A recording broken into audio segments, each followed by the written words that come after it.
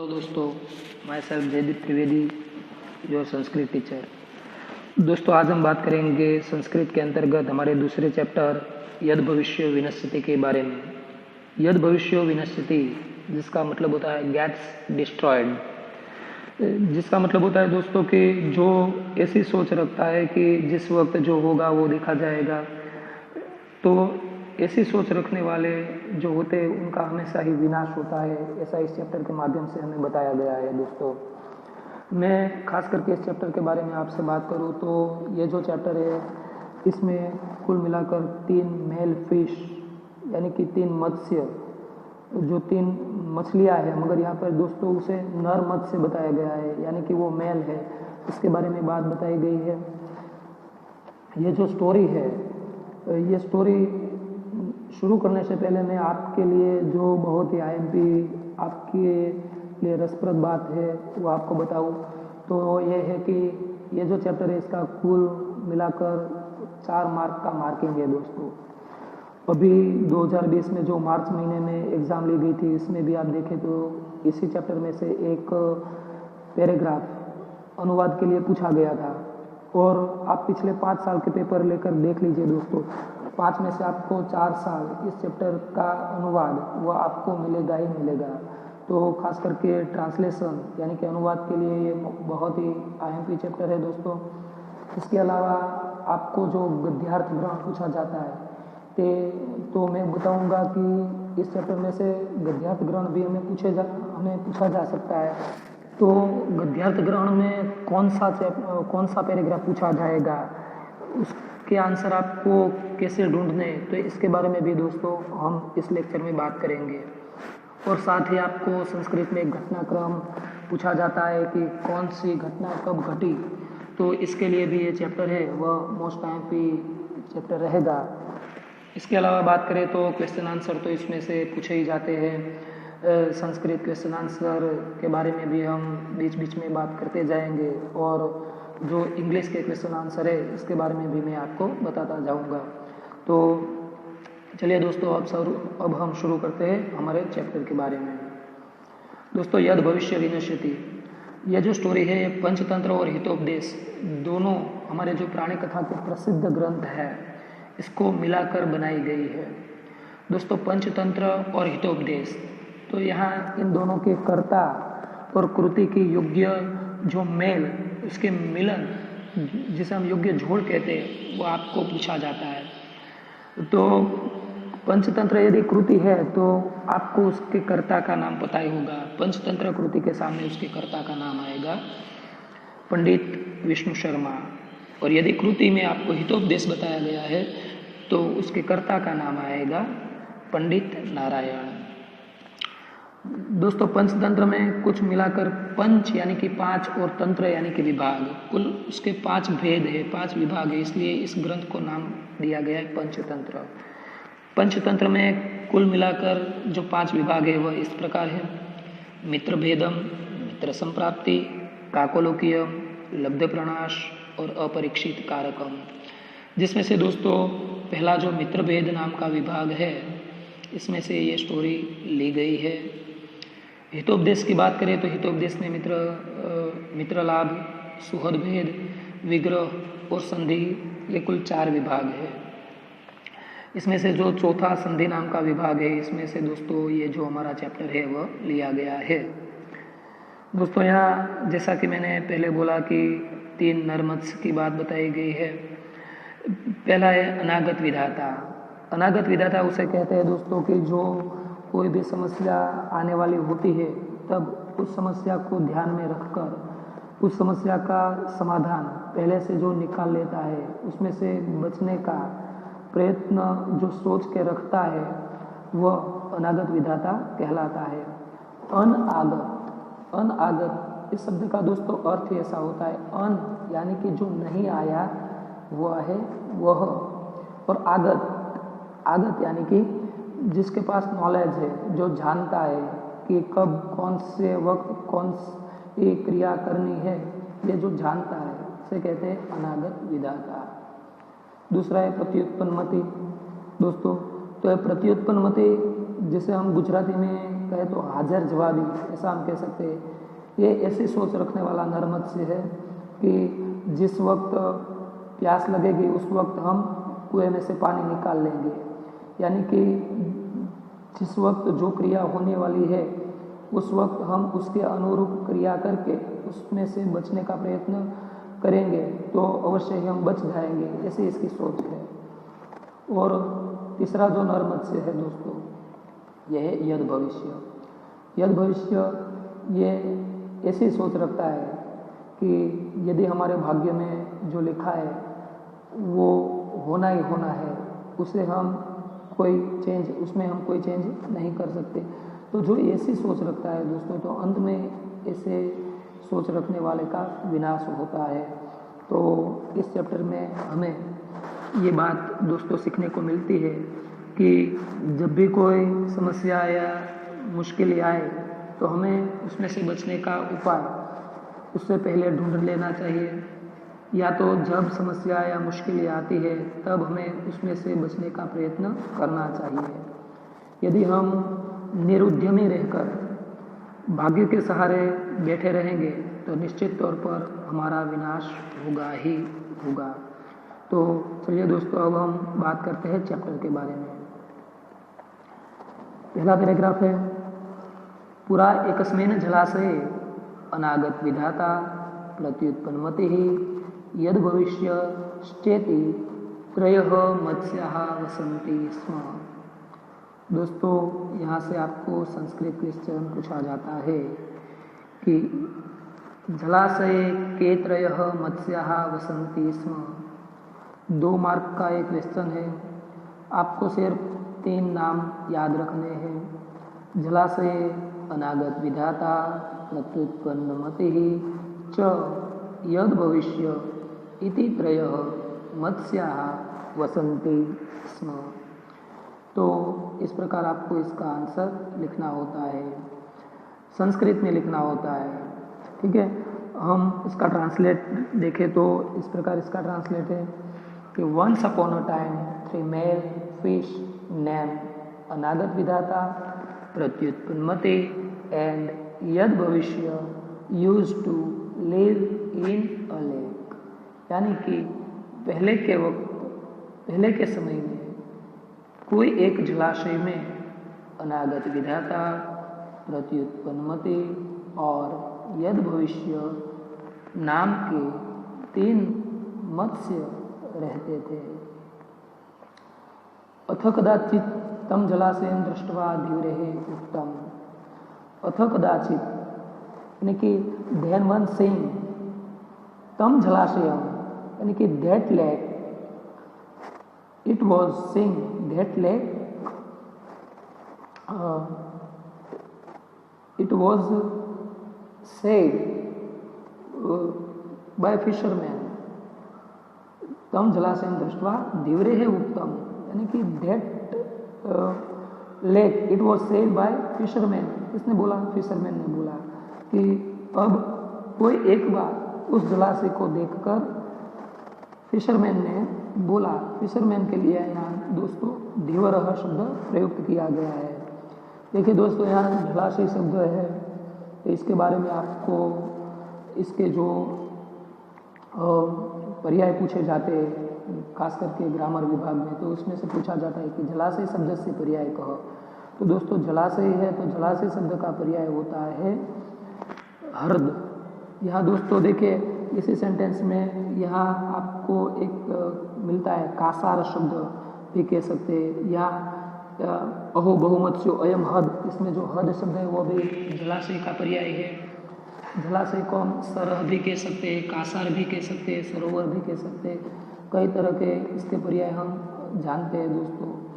तो ये पर्याय में पूछा जाने वाला मोस्ट टाइम पे शब्द रहेगा। इसके अलावा दूसरा शब्द है दृष्टवा। तो दृष्टवा शब्द है वह कृदंत में पूछा जाता है। तो दोस्तों जब मैं कृदंत का वीडियो बनाऊंगा या कृदंत की फाइल आपको भेजूंगा तब आपको पता चलेगा कि त्वा इतवा त और य, त्वा इतवा त्य और य, सॉरी त्य और य, ठीक है। तो ये संबंधक गुण कृदंत के प्रत्यय है। अभी 9th में भी हम इसका अभ्यास कर चुके हैं। तो यहाँ त्वा के बदले ट्वा का प्रयोग हुआ है, और ट्वा जब होता है तो वह संबंधक भूत कृदंत निश्चित तौर पर कहलाता है। तो ये संबंधक भूत कृदंत का प्रत्यय आएगा दोस्तों, ठीक है। तो इस प्रकार जलाशय शब्द पर्याय में और दृष्टवा शब्द कृदंत में आपको पूछा जाता है। और एक बार इसका ट्रांसलेट मैं आपके सामने पेश करता हूँ। अथ कदाचित तम जलाशयं दृष्ट्वा धीव्रेः उक्तम, यानी कि then once saying that lake it was said by fisherman. Fisherman ने क्या कहा, तो ये संस्कृत क्वेश्चन है कि जलाशयं दृष्ट्वा धीव्रेः किम उक्तम। तो अब हम इसका आंसर है वह देखेंगे। क्या कहते, अहो बहुमत्स्यु अयम हद, this lake has plenty of fish in it. इस सरोवर में तो ढेर सारी मछलियां हैं, बहुत सारे मत्स्य है। कहते हैं कि कदाचित अपि न अस्माभिः अन्वेषित, it was never discovered by us. कि पहले हमने कभी ऐसा नहीं देखा कि it was never discovered by us. कि तद अद्य आहार वृत्ति सज्जाता, so today the provision for our food is made. Today यानी कि आज हमारी जो भोजन की व्यवस्था है जो हो चुकी है। तो कहते हैं कि स्व अत्र आगम्य मत्स्य कुर्म आदयोः व्यापादितव्याः इति निश्चयः। देखिए कमिंग हियर टुमोरो, स्व का मतलब होता है दोस्तों टुमोरो। स्व को हम टुमोरो कहेंगे कि स्व अत्र आगम्य, tomorrow here coming the fish and कुर्म को कहते हैं टॉर्टॉइस, मत्स्य एंड कुर्म यानी कि tortoise should be killed, this is decided. ठीक है, तो कहते हैं कि coming here tomorrow the fish tortoise and should be killed, this is decided. ठीक है दोस्तों, तो इस प्रकार यहाँ ये पैराग्राफ है हमारा, ये खत्म होता है। यहाँ दोस्तों आप तद अध्याहार वृत्ति सज्जाता, इसको देखें तो यहाँ भी सज्जाता जो शब्द मिलता है जो हमें कृदंत में पूछा जाता है दोस्तों। तो अभी जैसे हमने देखा कि त्वा त्वात्य और यह प्रत्यय लगने से संबंधक भूत कृदंत होता है, वैसे यहाँ तो ता और तम प्रत्यय भी आपको याद रखने हैं। किसी भी क्रिया धातु के पीछे तो ता और तम प्रत्यय लगाने से उसका कर्मणि भूत कृदंत का रूप दोस्तों बनता है। यहाँ भोजन की व्यवस्था यानी कि वो स्त्रीलिंग वाचक शब्द है और इसलिए यहाँ ता प्रत्यय लगाया गया है। सज्ज का बनाया गया है, सज्जा, सज्ज जो पुल्लिंग वाचक शब्द है उसका स्त्रीलिंग बनाया गया है सज्जा, और इसलिए उसे ता प्रत्यय लगाया गया है। तो आपको एग्जाम में पूछा जाता है कि सज्जाता कृदंत बताइए, सज्जाता तो यह है कर्मणि भूत कृदंत। आपको याद रखना है तो ता और तम यानी कि कर्मणि भूत कृदंत। इसके बाद दोस्तों स्व अत्र आगम्य, तो इसमें भी आगम्य प्रत्यय है दोस्तों। यहाँ देखिए आ उपसर्ग लगा हुआ है पहले और अंत में यह प्रत्यय है। तो अंत में जब यह प्रत्यय होता है तो वह भी संबंधक भूत कृदंत का रूप दोस्तों होता है।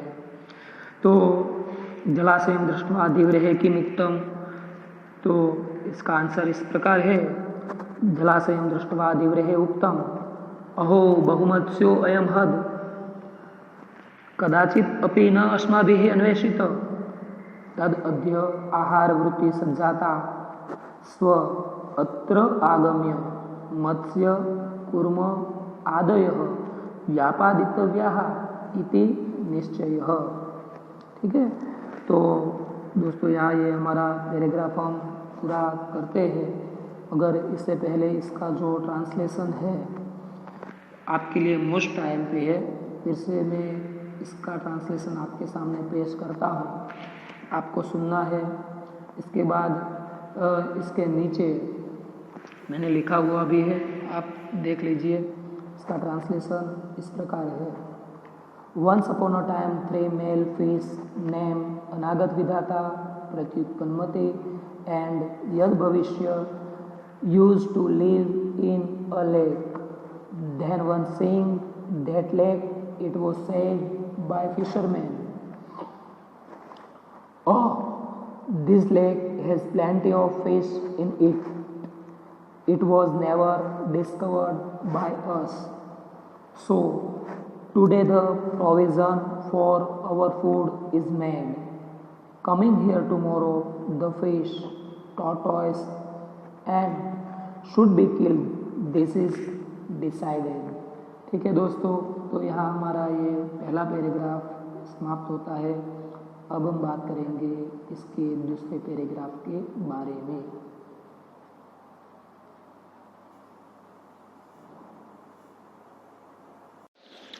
दूसरा पैराग्राफ, अथ तेषां तत् कुलिशोपमं वचनं समाकर्ण्य मत्स्याः परस्परम प्राहु, यानी कि then having heard attentively their speech resembling a thunderbolt।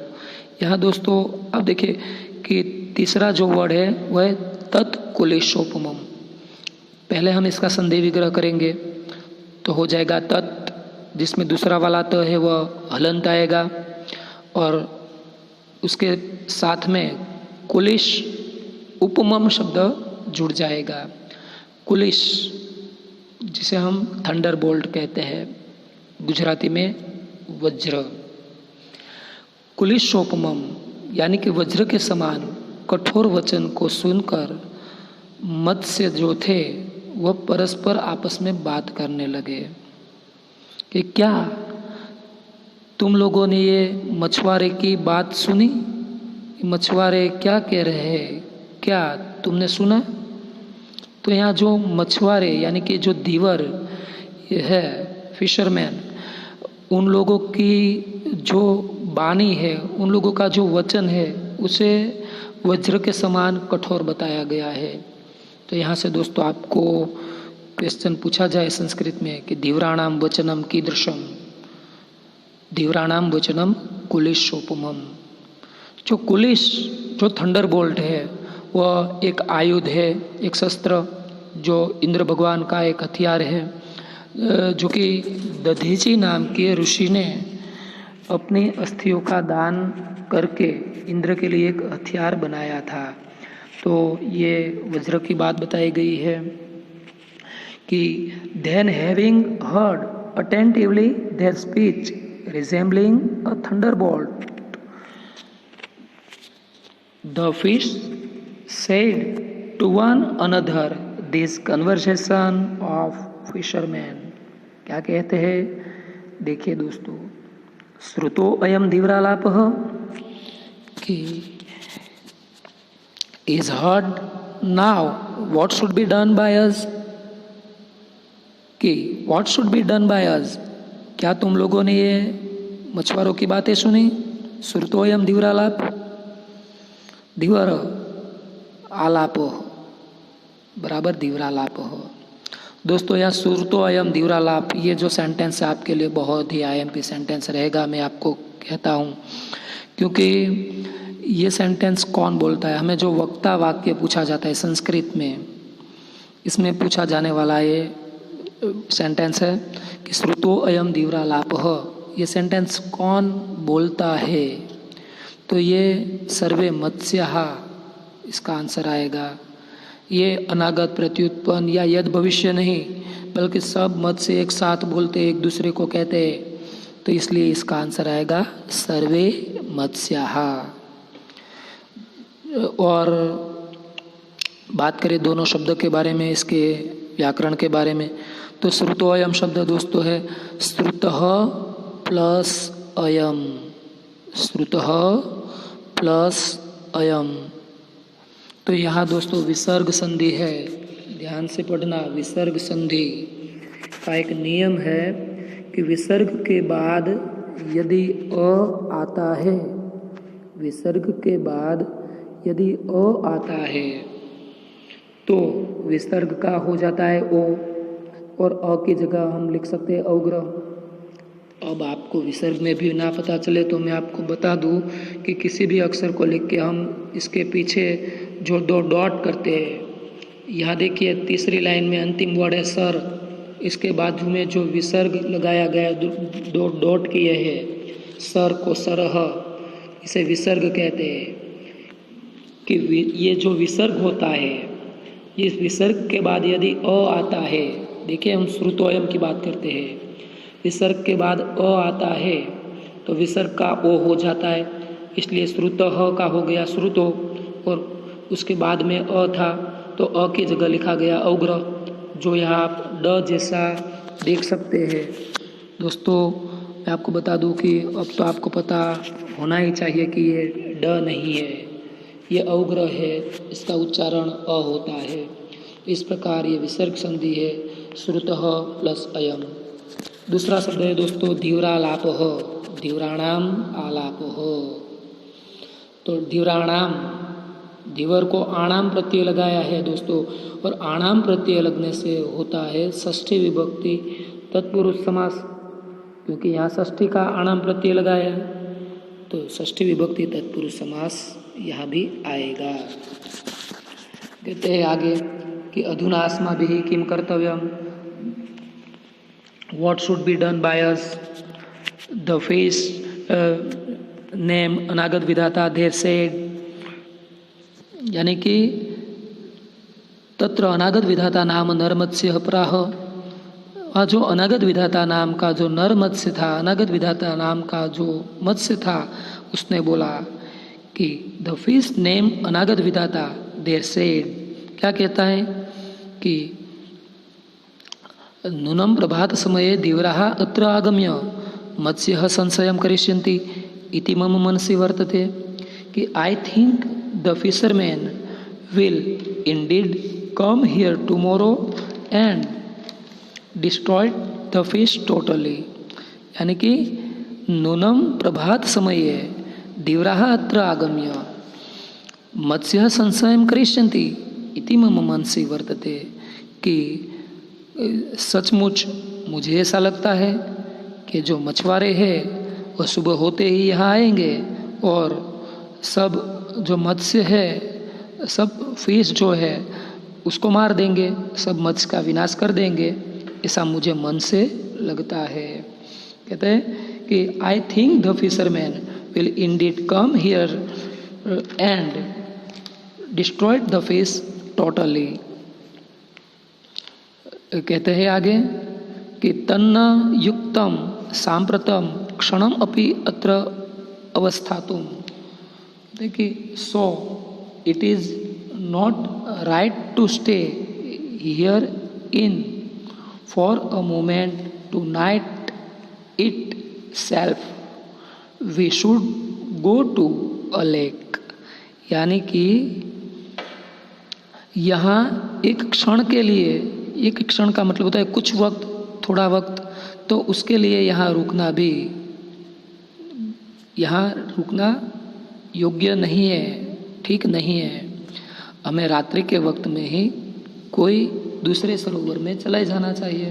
कहते कि night to itself we should go to a lake nearby us, कि नज़दीक में जो भी तालाब या सरोवर है तो वहाँ हमें रात्रि के वक्त में ही चले जाना चाहिए।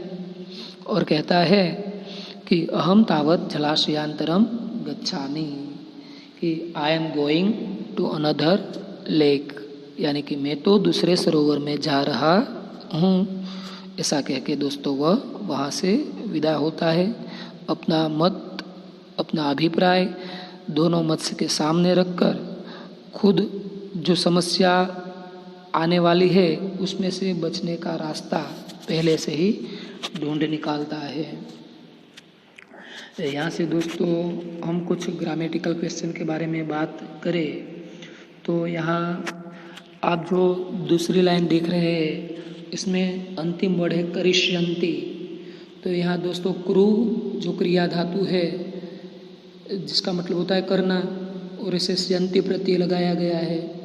तो सामान्य भविष्य काल का ये प्रत्यय होता है दोस्तों। 9th में भी हम इसका अभ्यास कर चुके हैं कि किसी भी धातु के पीछे जब श्यामी, श्यावह, श्यामः, स्यसि, स्यथः, स्यतः, स्यति, स्यतः और स्यन्ति प्रत्यय लगते हैं तो ये सामान्य भविष्यकाल कहलाता है। यहाँ स्यन्ति सामान्य भविष्यकाल, परस्मै पद, अन्य पुरुष बहुवचन का प्रत्यय है दोस्तों। और दूसरा शब्द यदि मैं बताऊँ तो तीसरी लाइन में देखिए आप, अवस्थातुम शब्द है।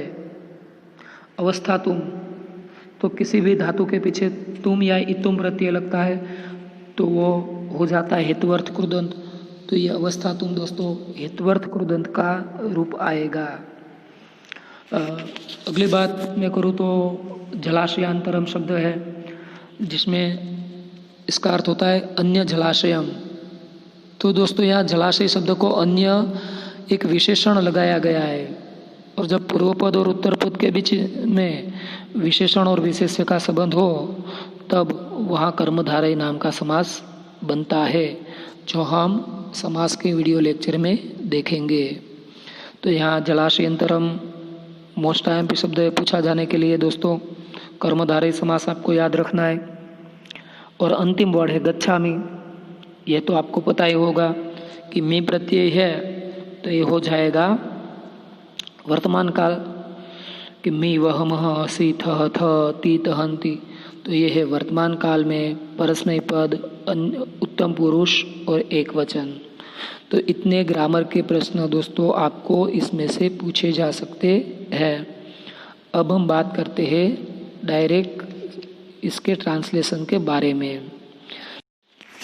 अथ तेषां तत् कुलिशोपमं वचनं समाकर्ण्य मत्स्याः परस्परं प्राहुः श्रुतो अयं दिव्रालापः अधुना अस्माभिः किं कर्तव्यं। तत्र अनागत विधाता नाम मत्स्यः प्राह।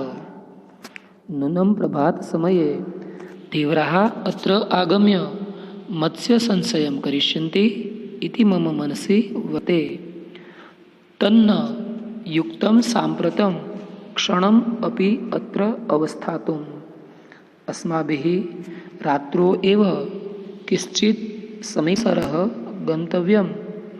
अहं तावत् जलाशयांतरं गच्छामि।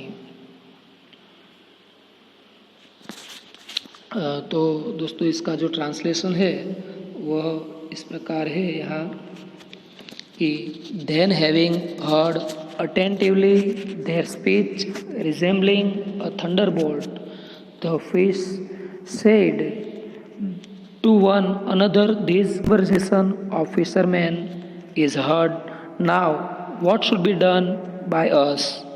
The fish named Anagat Vidhata there said, I think the fishermen will indeed come here and destroy the fish totally.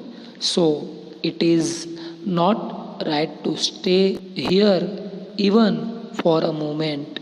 Tonight it is self. We should go to a lake nearby us. As for me, I am going to another lake.